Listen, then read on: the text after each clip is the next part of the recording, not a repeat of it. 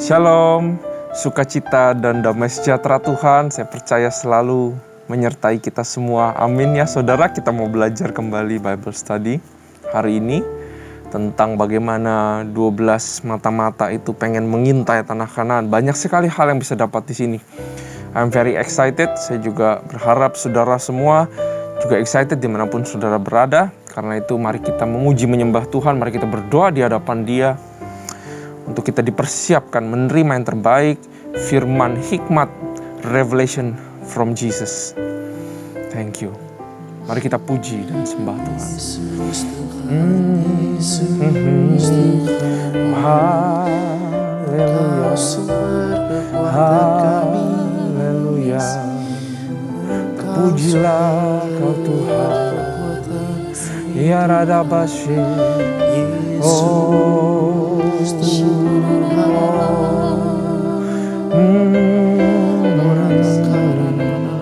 baik Kau mulia Tuhan. Pujilah namamu Bapa. Wanna worship you. Oh, Kau indah, Kau mulia Bapa. Thank you. Thank you.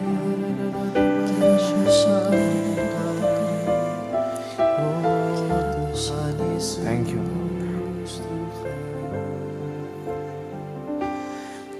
Kekuatan di hidupku,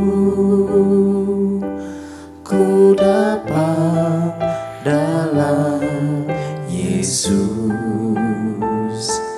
Dia tak pernah tinggalkanku, setia menopangku, berseru berharap dalam Yesus.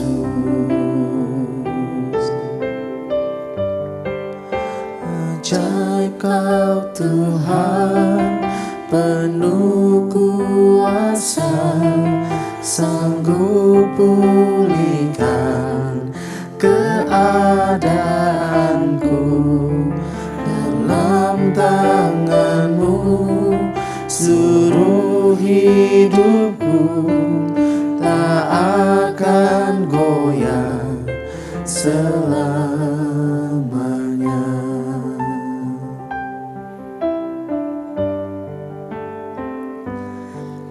Kekuatan di hidupku, ku dapat dalam Yesus. Dia tak pernah tinggalkanku,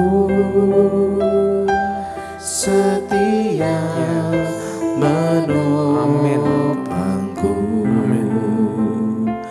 berseru berharap dalam Yesus.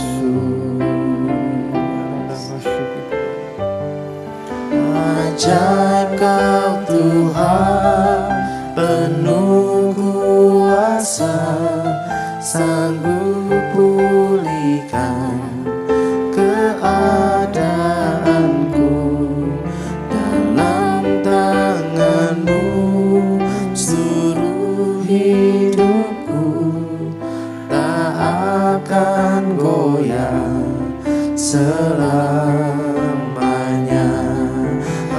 Ajaib Kau Tuhan, penuh kuasa, sanggup pulihkan keadaanku.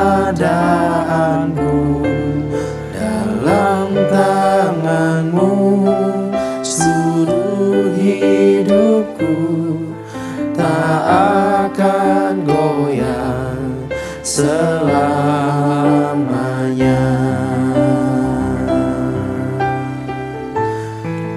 Ajaib Kau Tuhan, penuh kuasa, sanggup pulihkan keadaanku dalam tangan-Mu, seluruh hidupku tak akan goyah selamanya, tak akan goyah selamanya, tak akan goyah selamanya.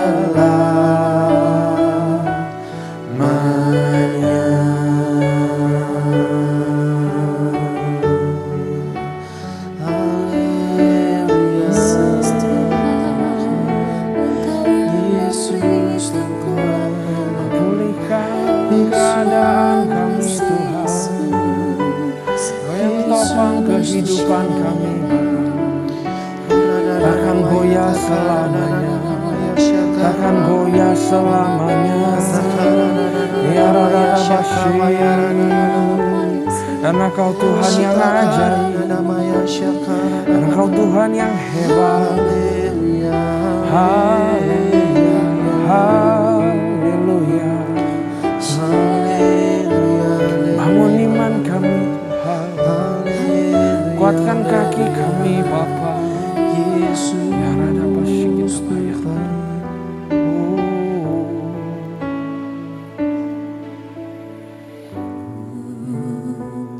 Berjalan Yes. dengan imanku padamu, ku dengar suara-Mu dan aku percaya. Yes, we believe. Ku terima janji-Mu dalam hidupku. Ku melihat dan ku nyatakan Kau Tuhan.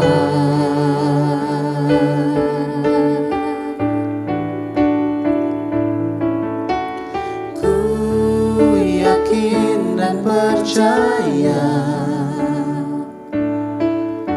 Kau sanggup mengubah malam menjadi siang. Ku yakin dan percaya Kau sanggup mengubah beban menjadi berkat.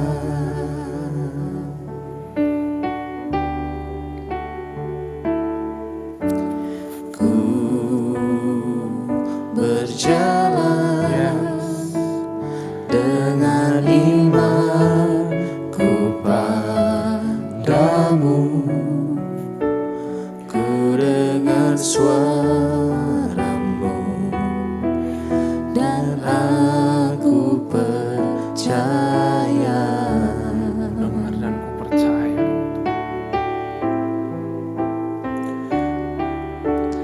Ku terima janji-Mu dalam hidupku. Ku melihat dan ku nyatakan Kau Tuhan.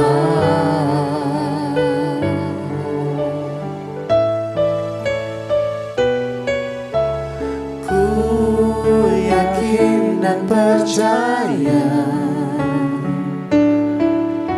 Kau sanggup mengubah malam menjadi siang. Ku yakin dan percaya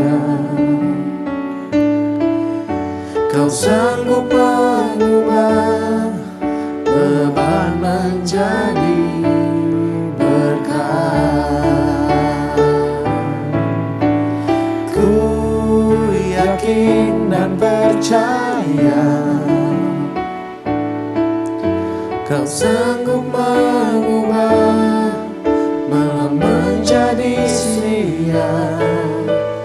Ku yakin dan percaya Kau sanggup mengubah beban menjadi berkah. Ku yakin dan percaya Kau sanggup mengubah malam menjadi siang. Ku yakin dan percaya Kau sanggup mengubah beban menjadi berkah. Kau sanggup mengubah beban menjadi berkah. Kau sanggup mengubah beban menjadi berkat. Amin Tuhan. Yesus ya Tuhan. Kami terima janji-Mu Tuhan. Kami berjalan dengan iman. Oh haleluya. Oh haleluya. Kami tahu Kau sanggup Tuhan.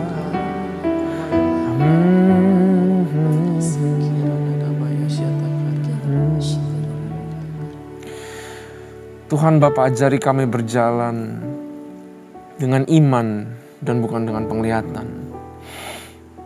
Karena lawan dari iman bukanlah ketakutan, tapi lawan dari iman adalah penglihatan. Kami percaya Tuhan, apa yang kami lihat bukanlah yang kami terima, tapi apa yang kami imankan itulah yang kami terima. Karena kami beriman di dalam Yesus Kristus, yang adalah yang memulai dan yang mengakhiri iman kami. Bukan kamilah yang menjadikan iman kami, tapi Engkaulah yang menjadikan apa yang kami imankan. Janji-janji kami imankan terjadi dalam kehidupan kami. Kami mau belajar Tuhan untuk beriman di dalam Engkau. Bilangan 13 akan mengajarkan kami tentang iman, akan mengajarkan kami tentang identitas kami sesungguhnya itu siapa. Biar ini menjadi rema, biar logos ini menjadi rema di dalam kehidupan kami. Dan kami belajar sesuatu, kami bawa pulang Tuhan.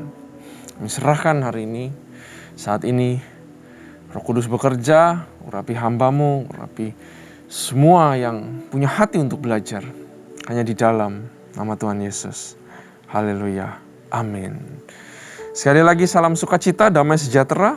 Saudara, mari kita buka, siap-siap. Bilangan pasal yang ke-13 dengan perikop ke-12, pengintai. Ya. Ini sangat menarik sekali saudara, karena dari 12 cuman ada 2 yang diselamatkan Tuhan. 10-nya lagi mati. Dan cuman 2 ini yang dipilih Tuhan dari generasi yang saat ini masuk ke dalam tanah Kanaan. Semata-mata karena mereka punya iman dan jiwa yang berbeda.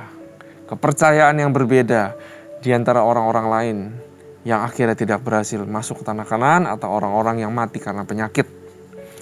Ke-12 pengintai. Mari kita baca terlebih dahulu dari awal sampai akhir ya saudara. Ke-12 pengintai. Tuhan berfirman kepada Musa, suruhlah beberapa orang mengintai tanah Kanaan yang akan kuberikan kepada bangsa Israel. Dari setiap suku nenek moyang mereka haruslah kau suruh semua orang, semua pemimpin-pemimpin di antara mereka. Lalu Musa menyuruh mereka dari padang gurun Paran sesuai dengan titah Tuhan. Semua orang itu adalah kepala-kepala di antara orang Israel. Ya, yang dipilih adalah kepala-kepala. Supaya mereka bisa melihat tanah Kanaan dan membawa pulang kabar baik. Karena mungkin yang kepala-kepala inilah orang-orang yang lebih bisa atau lebih dewasa. Ya, mempunyai iman yang lebih besar daripada yang lain-lainnya. Maka disuruh orang-orang ini. Dan inilah nama-nama mereka: dari suku Ruben, Syamua bin Zakur; dari suku Simeon, Safat bin Hori; dari suku Yehuda, Kaleb bin Yefune. Saudara harus garis bawahi Kaleb. Nanti saudara akan terus baca ke depan setelah pasal yang ini, saudara akan bisa belajar banyak dari Kaleb. Saya itu suka banget sama Kaleb, pahlawan iman yang sangat luar biasa. Kaleb bin Yefune; dari suku Isakar, Yigal bin Yusuf; dari suku Efraim, Hosea bin Nun. Hosea ini adalah Yosua ya. Dari suku Benyamin, Palti bin Rafu; dari suku Zebulon, Gadiel bin Sodi; dari suku Yusuf, yakni suku Manasye, Gadi bin Susi; dan dari suku Dan, Amiel bin Gemali; dari suku Asher, Setur bin Mikael; dari suku Naftali, Nahbi bin Wofsi; dari suku Gad, Guel bin Maki. Itulah nama orang-orang yang disuruh Musa untuk mengintai negeri itu, dan Musa menamai Hosea bin Nun itu Yosua. Saudara, kenapa Tuhan suruh bangsa Israel mengintai? Kalau saudara ingat dari belakang-belakang ayat pasal 12, Miriam berontak sama Musa. Mungkin kedengeran ke bangsa Israel, mereka mungkin moralnya turun. Aduh, ini pemimpin aja berantem. Bagaimana kita bisa masuk ke tanah Kanaan? Belum lagi mereka bosan makan mana, mereka komplain. Dari berbagai macam drama yang terjadi, mereka udah kayak bilang bahwa Israel ngapain sih keluar dari Mesir? Mesir lebih baik rasanya, mendingan kita balik aja ke Mesir. Mereka udah kalau dalam peperangan atau dalam pertandingan olahraga tuh ya, ini namanya kesebelasan, ini udah moralnya udah turun. Karena itu Tuhan suruh bangsa Israel itu pakai mata-mata, suruh mengintai. Tuhan berharap mereka mengintai yang baik. Mereka bawa pulang kabar gembira, tanahnya subur, penuh susu dan madu, buah-buahannya besar semua. Hidup akan berubah, karena itu jangan menyerah dalam perjalanan menuju tanah Kanaan. Tuhan pengen bangsa Israel fokus kepada reward atau apa yang akan mereka dapatkan. Karena dari situlah bisa ada kekuatan. Orang yang bisa mencapai hal-hal yang luar biasa dalam hidup ya. Baik itu di sekolah saudara, baik itu di pekerjaan. Dimanapun kita berada, orang-orang berhasil. Semua punya satu kesamaan. Mereka itu fokus sama buah atau upah yang mereka bisa dapatkan kalau mereka bersusah-susah payah. Begitulah Tuhan mau ajarin bangsa Israel. Nah, kita lanjut lagi. Ayat 17. Maka Musa menyuruh mereka untuk mengintai tanah Kanaan. Katanya kepada mereka, pergilah dari sini ke tanah Negeb dan naiklah ke pegunungan. Dan amatilah bagaimana keadaan negeri itu, apakah bangsa yang mendiaminya kuat atau lemah, apakah mereka sedikit atau banyak. Dan bagaimana negeri yang didiaminya, apakah baik atau buruk, bagaimanakah kota-kota yang didiaminya. Apakah mereka diam di tempat-tempat terbuka atau diam di tempat-tempat yang berkubu? Dan bagaimana tanah itu? Apakah gemuk atau kurus? Apakah ada di sana pohon-pohonan atau tidak? Tabahkanlah hatimu dan bawalah sedikit dari hasil negeri itu. Waktu itu ialah musim hulu hasil anggur. Jadi ada panen yang bisa dibawa pulang. Mereka pergi ke sana lalu mengintai negeri itu mulai dari padang gurun Zin sampai ke Rehob, ke jalan yang menuju ke Hamat. Dari Kades Barnea itu di gurun Zin ini, mereka itu letaknya ada di selatan saudara, dan mereka harus jalan ke atas ke utara ke Rehob. Nah, itu kurang lebih perjalanannya itu kalau ditarik garis ya saudara, ke atas itu sekitar 240 km. Jadi benar-benar mengintai seluruh tempat-tempat di situ. Ayat 22. Mereka berjalan melalui tanah Negeb lalu sampai ke Hebron. Di sana ada Ahiman, ada Sesai dan Talmai, keturunan dari Enak. Hebron didirikan 7 tahun lebih dahulu dari Soan di Mesir. Nah, saudara, keturunan Enak ini atau disebut bangsa Anakim ini kemungkinan merupakan adalah keturunan dari Nephilim, giants yang pertama sebelum adanya air bah. Ada siapa aja? Ada Ahiman, ada Sesai, ada Talmai. Mereka ini keturunan bangsa yang namanya Anakim. Anakim itu artinya bahasa Indonesia enak ya, tapi kalau bahasa Inggris atau bahasa Asia itu Anakim. Dia itu adalah long neck artinya, atau bangsa yang memang tinggi besar. Mereka mendiami tempat-tempat di tanah Kanaan, lalu di Gunung Hebron itu juga ada, saudara. Nah, nanti bangsa ini, giants ini, raksasa-raksasa ini yang bunuh itu Yosua. Tapi nanti yang mengambil tanah Hebron, Gunung Hebron itu yang isinya sisa-sisa raksasa itu Kaleb yang mengambilnya, ya, dan yang mengalahkan raksasa-raksasa. Jadi apa yang di sini kita baca yaitu Yosua dan Kaleb yang memang beda dari yang lain, mereka lah juga yang nanti membunuh raksasa-raksasa. Gitu. Ya, ketika mereka sampai ayat 23, ketika mereka sampai ke lembah Eskol, dipotong mereka lah di sana suatu cabang dengan setan dan buah anggurnya, lalu berdualah mereka mengandarnya. Juga mereka membawa beberapa buah delima dan buah ara. Tempat itu dinamai orang lembah Eskol karena tandan buah anggur yang dipotong orang Israel di sana. Sesudah lewat 40 hari pulanglah mereka dari pengintaian negeri itu. Dan langsung datang kepada Musa, Harun dan segenap umat Israel di Kadesh, di padang gurun Paran. Mereka membawa pulang kabar kepada keduanya dan kepada segenap umat itu, memperlihatkan kepada sekaliannya hasil negeri itu. Mereka menceritakan kepadanya. Nah, perhatikan baik-baik ya. Kami sudah masuk ke negeri kemana kau suruh kami. Dan memang negeri itu berlimpah-limpah susu dan madunya. Dan inilah hasilnya.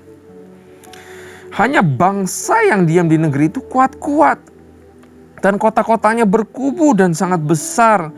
Juga keturunan Enak atau Anakim ini telah kami lihat ada di sana. Orang Amalek diam di tanah Negeb, orang Het, orang Yebus, dan orang Amori diam di pegunungan penuh dengan musuh-musuh.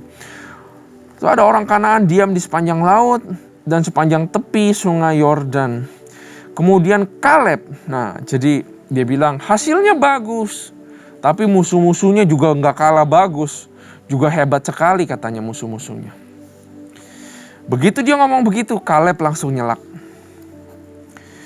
Karena Kaleb mencoba menenteramkan hati bangsa itu di hadapan Musa, katanya, tidak katanya. Wah, ini teriak nih saudara. Dia bilang enggak, no katanya.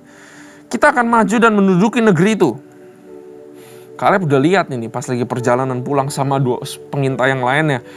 Ini mereka udah habis lah moralnya lihat bangsa Enak itu apa segala macam. Dia bilang kita pasti akan mengalahkannya. Tetapi orang-orang yang pergi ke sana bersama-sama dengan dia berkata, kita nggak bisa, kita tidak dapat maju menyerang bangsa itu karena mereka lebih kuat daripada kita. Ketika itu orang Israel itu lupa sama Tuhan. Juga mereka menyampaikan kepada orang Israel kabar busuk tentang negeri yang diintai mereka dengan berkata, negeri yang telah kami lalui untuk diintai adalah suatu negeri yang memakan penduduknya. Dan semua orang yang kami lihat di sana adalah orang-orang yang tinggi-tinggi perawakannya. Juga kami lihat di sana orang-orang raksasa. Orang Enak yang berasal dari orang-orang raksasa. Dan kami lihat diri kami seperti belalang. Dan demikian juga mereka terhadap kami. Ada hal yang sangat menarik saudara di sini.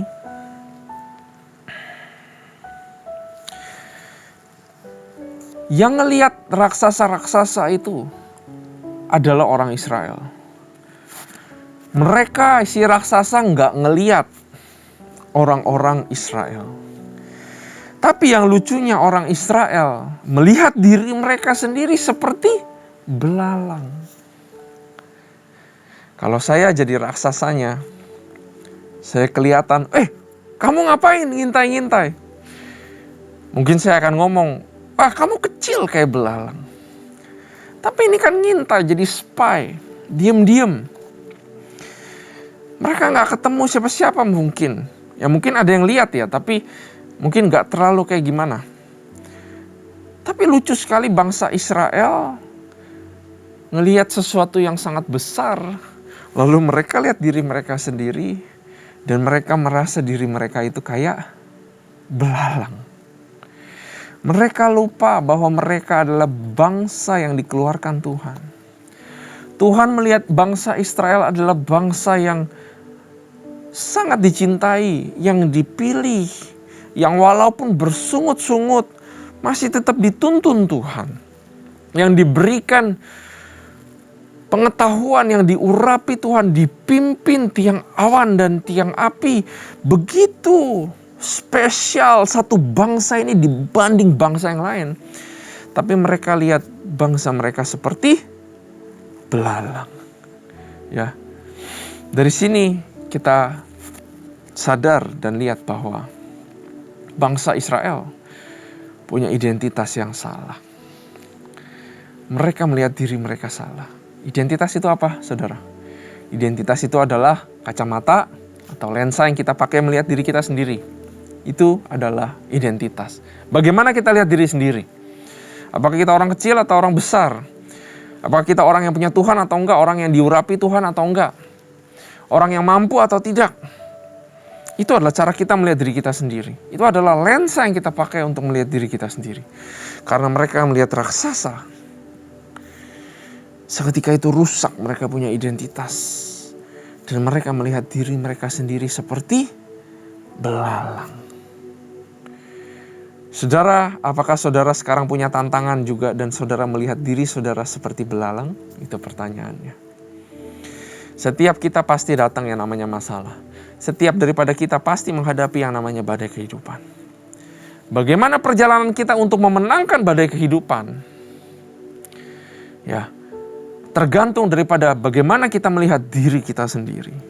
Apakah kita melihat diri kita sendiri adalah belalang atau kita melihat diri kita sendiri adalah orang yang dipanggil Tuhan untuk mengalahkan raksasa-raksasa dunia. Kaleb satu-satunya orang di sini yang berkata yang sebaliknya. Begitu Kaleb lihat bangsa enak ini, orang Amori, orang Het, semua. Kaleb gak pernah satu detik pun kehilangan identitasnya bahwa dia adalah warriornya Tuhan. Dia dipilih, dia adalah kepala dari suku Yehuda yang paling besar, ujung tombak. Dia gak pernah sekalipun kehilangan identitas bahwa dia adalah seorang pahlawan yang luar biasa. Dia bisa disebut pahlawan yang luar biasa bukan karena dia hebat, tapi dia punya iman yang berbeda. Karena itu tadi di awal waktu saya berdoa, saudara, saya bilang bahwa iman lawannya bukan ketakutan. Apa yang membuat bangsa Israel gak bisa beriman? Karena mereka melihat sesuatu. Makanya firman Tuhan berkata kan, berjalan dalam iman, bukan dengan penglihatan. Walk by faith, not by sight. Lawan daripada iman itu bukan ketakutan, tapi adalah penglihatan. Beranikah kita beriman, apa yang kita lihat bukanlah yang kita terima. Tapi yang kita imankanlah yang kita terima. Bangsa Israel mengandalkan penglihatannya. Dilihat itu raksasa, gak bisalah lawan dia. Mungkin betul, logika masuk. Tapi Kaleb lihat bangsa raksasa itu. Dia pakai iman, lihat. Iman itu ada di dalam. Dia pakai iman, lihat. Dan dia bilang, itu tanah saya mau. Madu dan susunya, saya pengen anak cucu keturunan saya tinggal di sana. Dan saya beriman, kita dapat. Makanya dia tulis di sini. Kita akan maju dan menduduki negeri itu. Sebab kita pasti akan mengalahkannya. Saudara sekarang lihat tantangan. Tapi apakah iman saudara berkata seperti ini? Aku pasti mengalahkannya. Aku berdoa saudara supaya saudara dibangun imannya pada saat ini. Apapun yang saudara hadapi sekarang, permasalahan, pergumulan, konflik. Mungkin saudara melihat sesuatu yang mustahil. Mungkin saudara melihat tidak ada jalan. Tapi biarkanlah iman kita yang berbicara. Bukan penglihatan kita yang berbicara kepada diri kita. Kalau penglihatan kita yang berbicara kepada diri kita, kita akan jadi seperti belalang. Tapi kalau iman yang berbicara kepada kita, bahwa kita adalah orang yang dipilih Tuhan. Ada Tuhan yang berperang lah buat kita.